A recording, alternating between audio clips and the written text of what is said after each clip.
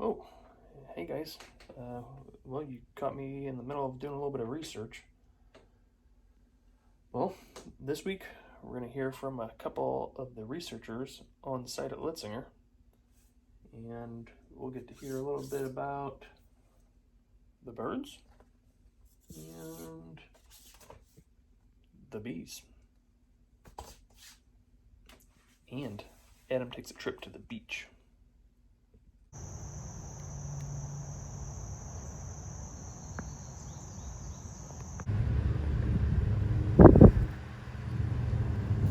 Hi, I'm Jenny Mullican. I'm a grad student at St. Louis University studying the Hibiscus bees, or Ptilothrix bombiformis.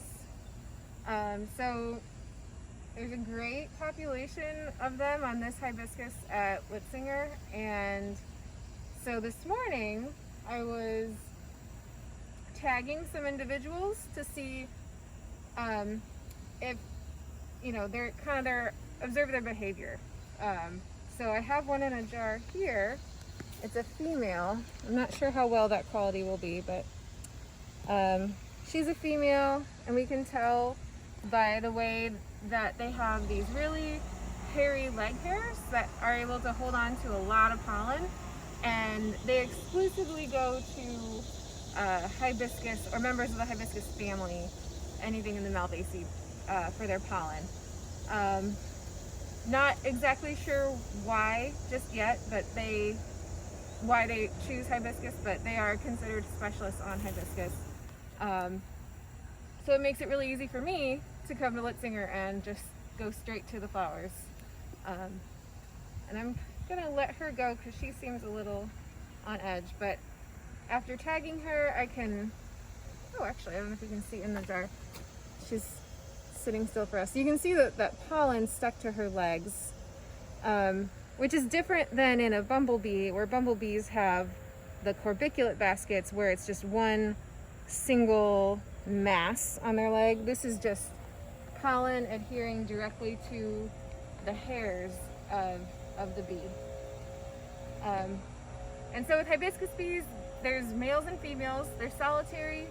The females do most of the grunt work with collecting pollen from the flowers to provision their eggs in their nest. So the nest is in the ground, and they make a little turret above the ground as their entrance, and they only provision about 1 or 2 eggs per turret. So then she'll close that off, and she'll make 1 nest a day, and then the next day she'll start on the next nest.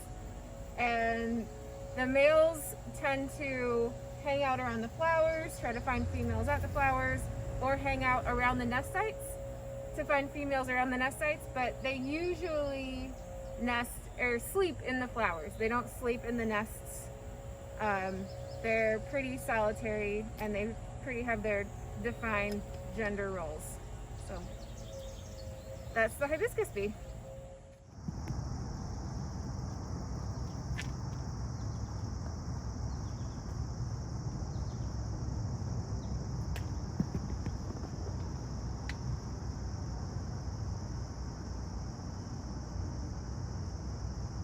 So this week I'm putting out clipped flowers from this hibiscus bush to see if the females in particular will still recognize hibiscus flowers even if they are in a slightly different space. And so this is an important middle step for me in my experiments. So next week I'm going to put out hibiscus flowers a lot closer to their nests, and this is going to test whether or not the hibiscus bees are good at finding new resources and utilizing them in their nests. So this first step is to show that the female bees and the male bees aren't put off by a novel stimulus, and they still recognize that hibiscus flower in a vase in a different spot is still a hibiscus flower, and that they can get pollen from that flower.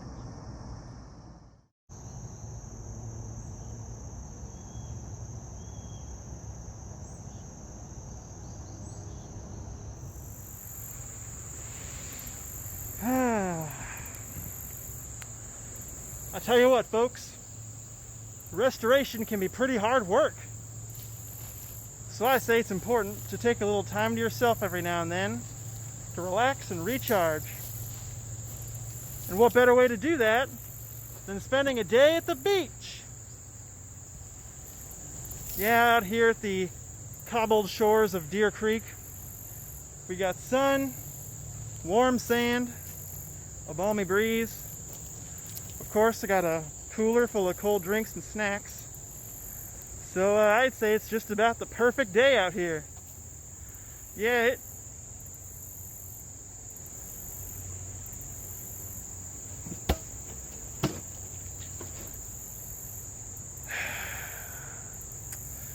well, it's almost perfect. Man, nothing ruins a day at the beach like seeing a bunch of invasive species, am I right? This disgusting plant is called Japanese hops. It's one of our biggest problem plants at Litzinger. A very fast-growing and aggressive vine that shows up along our waterways and just takes over big patches and pretty much smothers almost everything underneath it.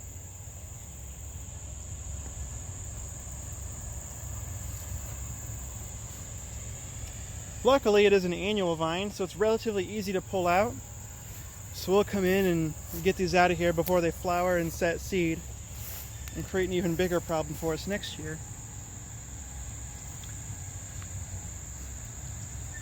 If I had a plant nemesis, this would probably be it. And it's not really something I want to see when I'm trying to relax at the beach.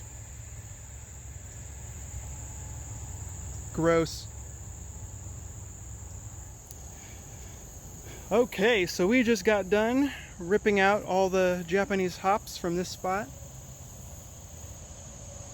As you can see, it's kind of ugly and there's not a whole lot left here.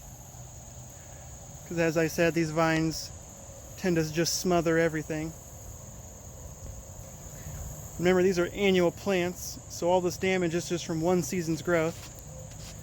You can see our pile way over there. Very nice. And there might be some smaller vines that pop up later, but we can come back and get those as needed. But for now, I'd say we're done here. So we can get back to enjoying the beach.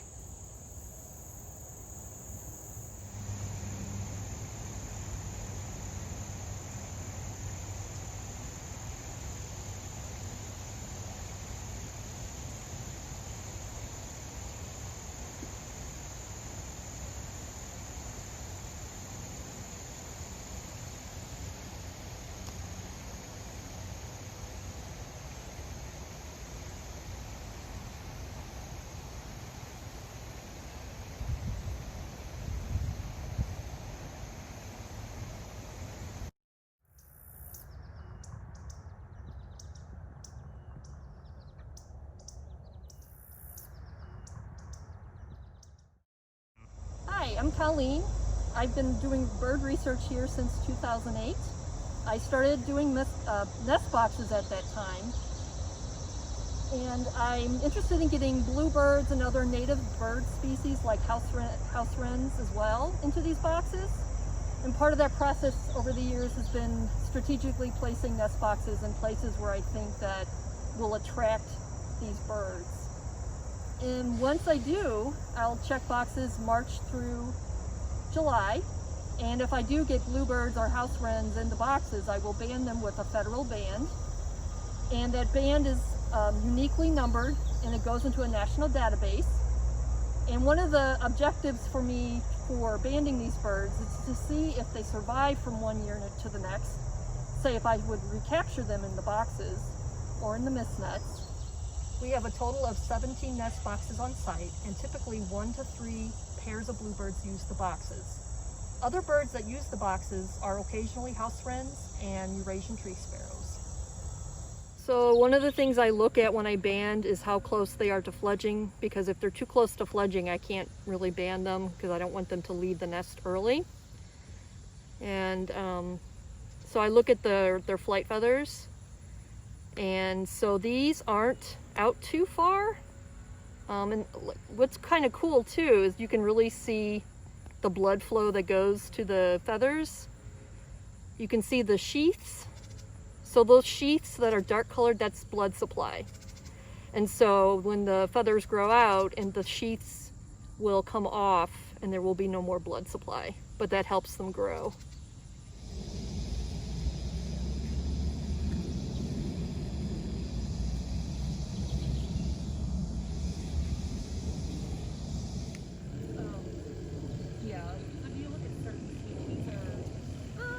I've been monitoring trends just to see what's on site and how the population.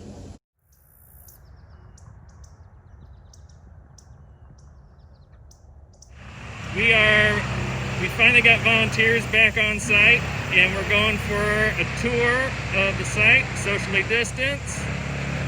Everybody say hi to all your fellow volunteers. Hopefully, if you haven't been on a tour yet, you'll be able to come and get one soon. Woo! Don't mind the chipper in the background. Hi. A bee came to visit Lois on the volunteer tour. A little female eastern carpenter bee. We're dating. Not so little.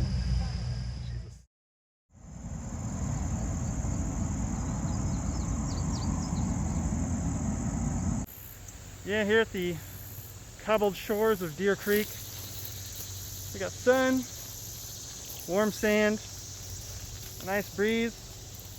Of course, I got a cooler full of cold drinks and snacks.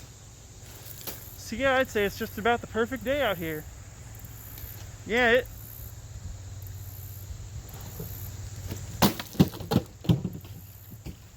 oh.